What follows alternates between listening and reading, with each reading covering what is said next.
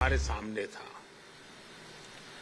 लेकिन आप सभी ने राष्ट्रीय शिक्षा नीति को लागू करने के लिए जो कर्तव्य भाव दिखाया, जो समर्पण दिखाया और खुले मन से नए विचारों का, नए प्रयोगों का स्वीकार करने का साहस दिखाया, ये वाकई अभिभूत करने वाला है और नया विश्वास पैदा करने वाला है। आप सभी ने इसे एक मिशन के तौर पर लिया है। राष्ट्रीय शिक्षा नीति में ट्रेडिशनल नॉलेज सिस्टम से लेकर फ्यूचरिस्टिक टेक्नोलॉजी तक उसको बराबर एक बैलेंस वे में उसको अहमियत दी गई है। प्राथमिक शिक्षा के क्षेत्र में नया पाठ्यक्रम तैयार करने के लिए, क्षेत्रीय भाषाओं की पुस्तकें लाने के लिए, उच्च शिक्षा के लिए, देश में रिसर्च इकोसिस्टम को मजबूत करने के लिए देश का शिक्षा जगत के सभी महानुभावों ने बहुत परिश्रम किया है। देश के सामान्य नागरिक और हमारे विद्यार्थी नई व्यवस्था से भली भांति परिचित हैं। वो ये जान गए हैं कि 10+2 एजुकेशन सिस्टम की जगह अब 5+3+3+4 ये प्रणाली पर अमल हो रहा है। पढ़ाई की शुरुआत भी अब 3 साल की आयु से होगी। इससे पूरे देश में एकरूपता आएगी। हाल ही में संसद में नेशनल रिसर्च फाउंडेशन बिल पेश करने के लिए कैबिनेट ने अपनी मंजूरी दे दी है। राष्ट्रीय शिक्षा नीति के तहत नेशनल करिकुलम फ्रेमवर्क भी जल्द ही लागू हो रहा है। मुझे बताया गया है कि फाउंडेशन स्टेज यानी 3 से 8 साल के बच्चों के लिए फ्रेमवर्क तैयार भी हो गया है। बाकी के लिए करिकुलम बहुत जल्द ही हो जाएगा। स्वाभाविक तौर पर अब पूरे देश में सीबीएसई स्कूलों में एक तरह का पाठ्यक्रम होगा। इसके लिए एनसीईआरटी नई पाठ्यपुस्तकें तैयार कर रही है। तीसरी से 12वीं कक्षाओं तक लगभग 130 विषयों की नई किताबें आ रही हैं और मुझे खुशी है कि क्योंकि अब शिक्षा क्षेत्रीय भाषाओं में भी दी जानी है, इसलिए ये पुस्तकें 22 भारतीय भाषाओं में होगी। साथियों, युवाओं को उनकी प्रतिभा की जगह उनकी भाषा के आधार पर जज किया जाना उनके साथ सबसे बड़ा अन्याय है। मातृभाषा में पढ़ाई होने से भारत के युवा टैलेंट के साथ अब असली न्याय की शुरुआत होने जा रही है और ये सामाजिक न्याय का भी अहम कदम है। दुनिया में सैकड़ों अलग अलग भाषाएं हैं। हर भाषा की अपनी अहमियत है। दुनिया के ज्यादातर विकसित देशों ने अपनी भाषा की बदौलत बढ़त हासिल की है। अगर हम केवल यूरोप को ही देखें तो वहां ज्यादातर देश अपनी अपनी नेटिव भाषा का ही इस्तेमाल करते हैं, लेकिन हमारे यहां इतनी सारी समृद्ध भाषाएं होने के बावजूद हमने अपनी भाषाओं को पिछड़ेपन के तौर पर पेश किया।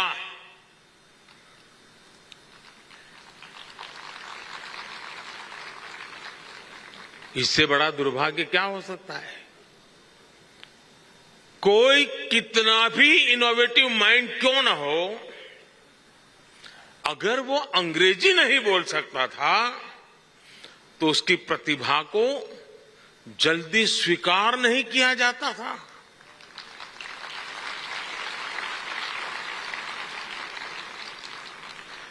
इसका सबसे बड़ा नुकसान हमारे ग्रामीण अंचल के होनहार बच्चों को उठाना पड़ा है। आज आजादी के अमृत काल में नेशनल एजुकेशन पॉलिसी के जरिए देश ने इस हीन भावना को भी पीछे छोड़ने की शुरुआत की है। और मैं तो यूएन में भी भारत की भाषा बोलता हूं।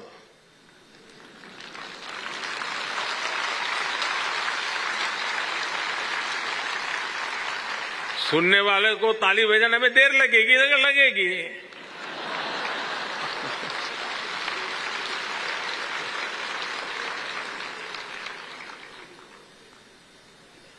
साथियों, अब सोशल साइंस से लेकर इंजीनियरिंग तक की पढ़ाई भी भारतीय भाषाओं में होगी।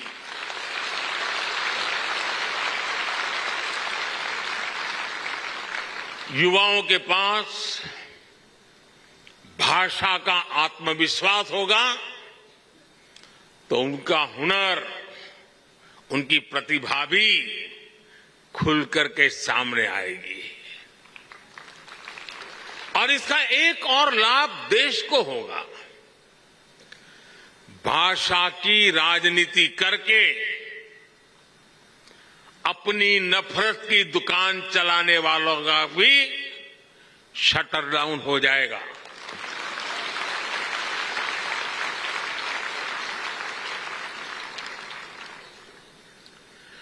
नेशनल एजुकेशन पॉलिसी से देश की हर भाषा को सम्मान मिलेगा, बढ़ावा मिलेगा। साथियों, आजादी के अमृत महोत्सव में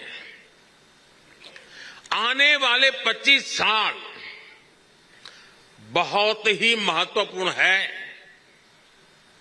इन 25 सालों में हमें ऊर्जा से भरी एक युवा पीढ़ी का निर्माण करना है। एक ऐसी पीढ़ी जो गुलामी की मानसिकता से मुक्त हो, एक ऐसी पीढ़ी जो नए नए इनोवेशंस के लिए लालायित हो, एक ऐसी पीढ़ी जो साइंस से लेकर स्पोर्ट्स तक हर क्षेत्र में भारत का नाम रोशन करे, भारत का नाम आगे बढ़ाए।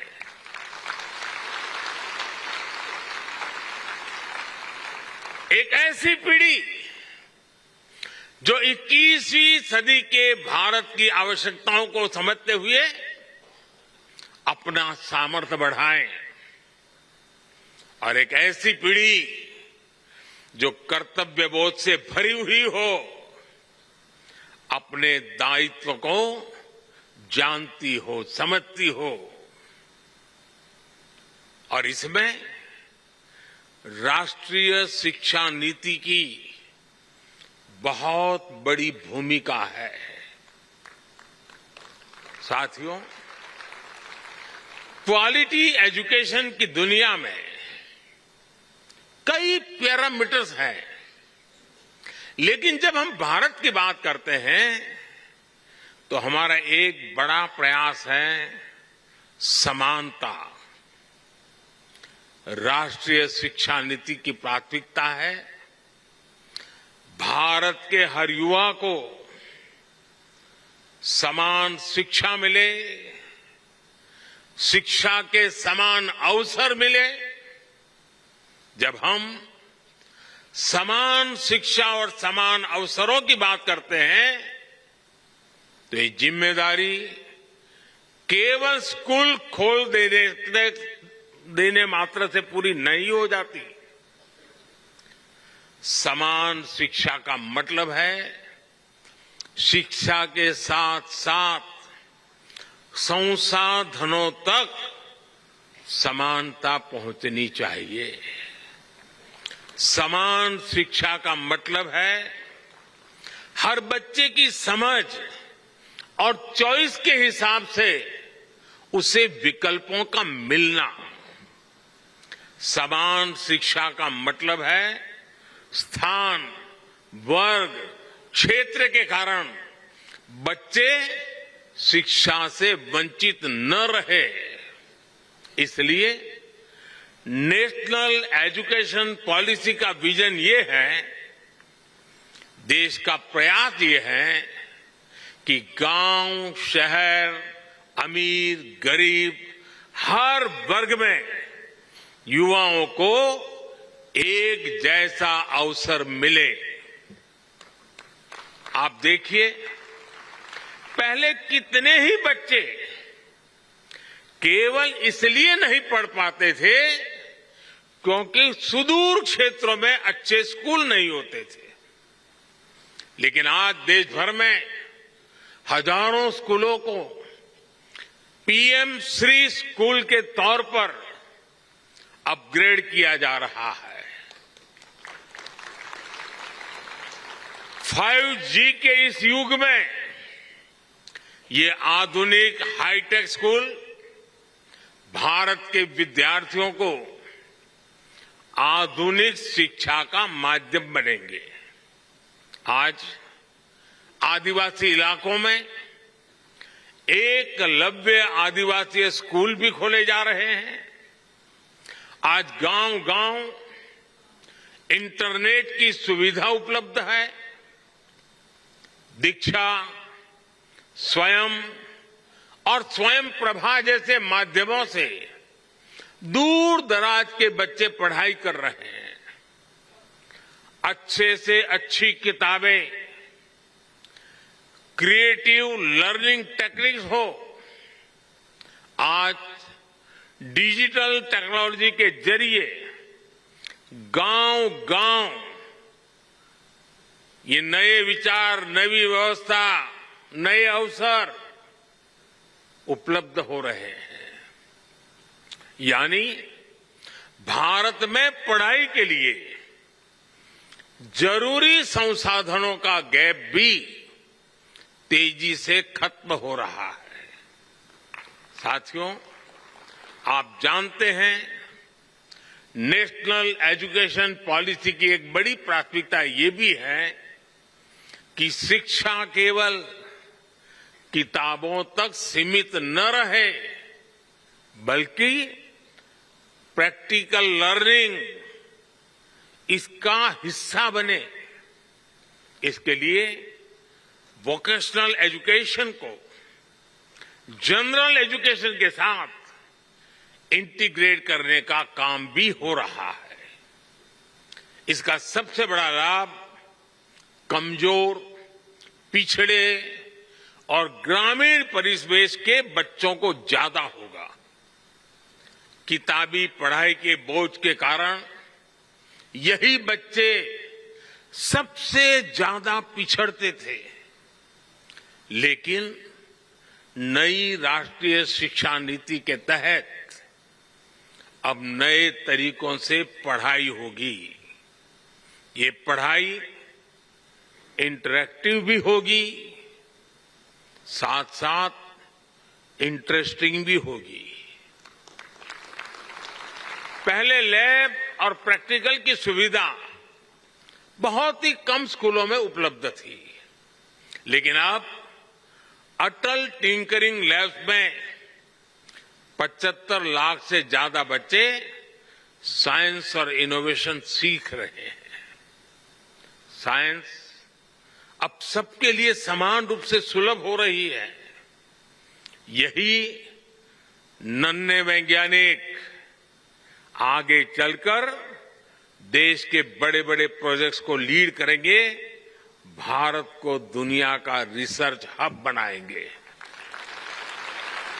साथियों, किसी भी सुधार के लिए साहस की जरूरत होती है, और जहां साहस होता है वहीं नई संभावनाएं जन्म लेती है।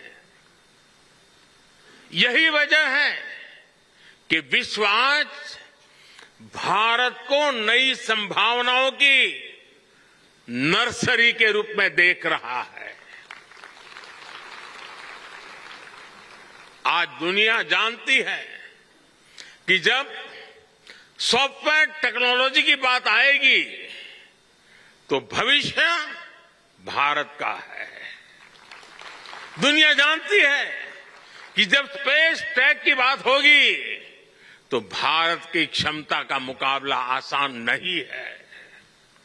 दुनिया जानती है कि जब डिफेंस टेक्नोलॉजी की बात होगी तो भारत का लो कॉस्ट और बेस्ट क्वालिटी का मॉडल भी हिट होने वाला है। दुनिया के इस भरोसे को हमें कमजोर नहीं पड़ने देना है।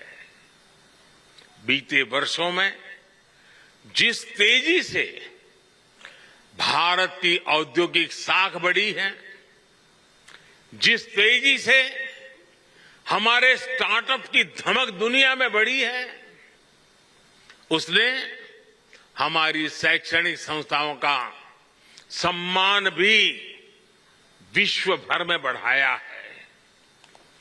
तमाम ग्लोबल रैंकिंग्स में इंडियन इंस्टीट्यूट्स की संख्या बढ़ रही है। हमारी रैंकिंग में भी इजाफा हो रहा है। आज हमारे आईआईटी के 2 कैंपस जंजीबार और अबू धाबी में खुल रहे हैं। कई दूसरे देश भी अपने यहां हमसे आईआईटी कैंपस खोलने का आग्रह कर रहे हैं। दुनिया में से मांग बढ़ रही है। हमारे एजुकेशन इकोसिस्टम में आ रहे ये सकारात्मक बदलावों के कारण कई ग्लोबल यूनिवर्सिटीज भी भारत में अपने कैंपस खोलना चाहती है। ऑस्ट्रेलिया की 2 यूनिवर्सिटीज गुजरात के गिफ्ट सिटी में अपने कैंपस खोलने वाली है। इन सफलताओं के बीच हमें अपनी शिक्षण संस्थानों को लगातार मजबूत करना है।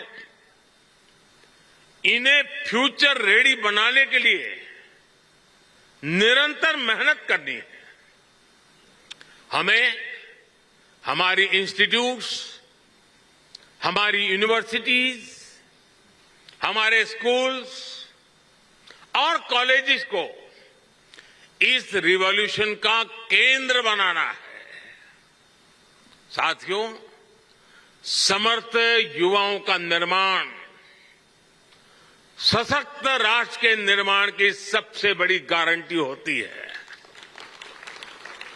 और युवाओं के निर्माण में पहली भूमिका माता, पिता और शिक्षकों की होती है।